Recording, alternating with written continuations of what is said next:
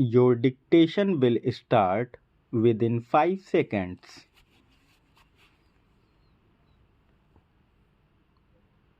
I am delighted to be here today to address the Conference of Governors. This is indeed a unique opportunity for me, as I am of the firm opinion that the office of the governor has been vested with great responsibility by our Constitution, and I have the chance today to leave behind some thoughts with you about the evolving nature of the role and functions of this august office. There perhaps no other constitutional office that enjoys the autonomy and carries the attendant responsibility as does that of the governor. In these unstable times we are living in, people have great expectation from this office. This places an enormous burden on your shoulders. It also gives you the opportunity to do good. The role of the governor has varied over time and space and has come under close public scrutiny. The greater the responsibilities attached to an office, the greater will be public scrutiny in a democracy. In our evolving polity, where political patterns have changed substantially over the last 70 years, there is bound to be some partisan controversy or the other challenging the authority and dignity of this high office. This places an added burden on your shoulders to rise above partisan politics while discharging your constitutional obligations. In doing so, you are the sole judges of what is right and wrong, of what is mandated to you as per the Constitution, and what is not, what is in larger national interest, and what is not, and what do people perceive your action to be.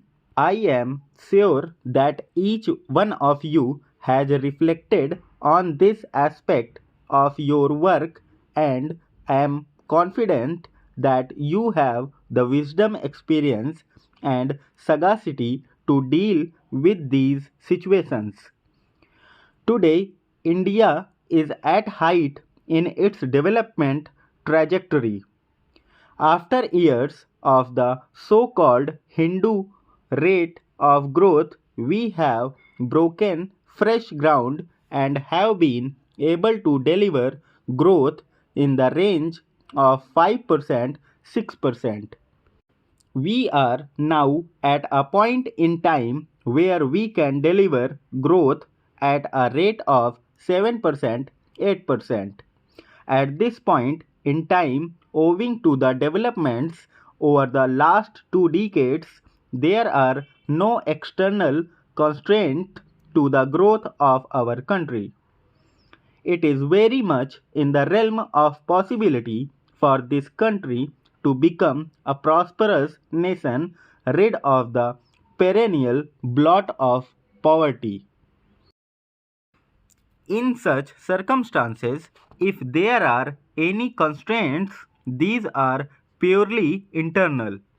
Our success in living up to our potential or not depends on our competence or on our ineptitude.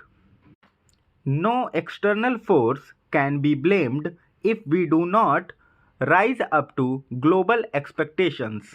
Therefore, I will emphasize that it is an obligation for all of us in this august gathering to reflect on our roles in ensuring that the processes of development are allowed to take place unhindered.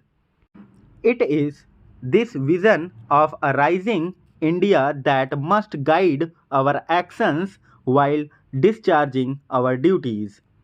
Governors have a critical role to play in our nation's progress. In a way, you are the custodians of our future. You are the representatives of the center in states, and hence you bring a national perspective to state level action and activities. While many changes have taken place at the national level in the economic sphere over the last 2 decades, much more needs to be done. There is a need to make our growth processes more inclusive to ensure that marginalized and weaker sections benefit from economic growth and to ensure that social infrastructure, particularly in health and education, is improved. Much of this is to be done at the state level, and hence the role of governors in ensuring that this happens. As I had said earlier, the environment for India's development has never been as favorable as it is now. Increased resources can flow in only if safety and security is ensured. This requires peace, tranquility, and the rule of law.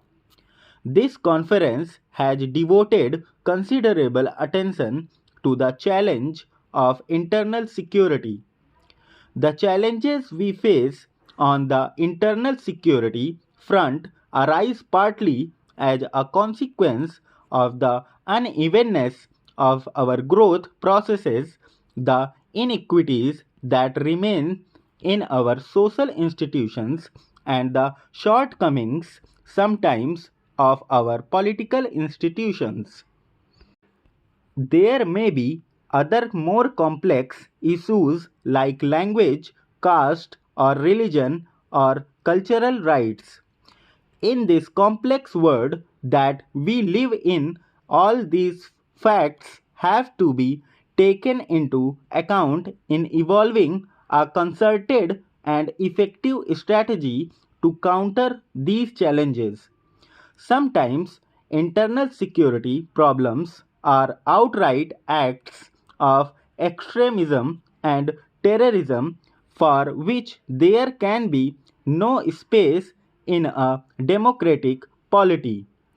A democratic government has to distinguish between the genuine and legitimate expression of dissent and disaffection and the manifestation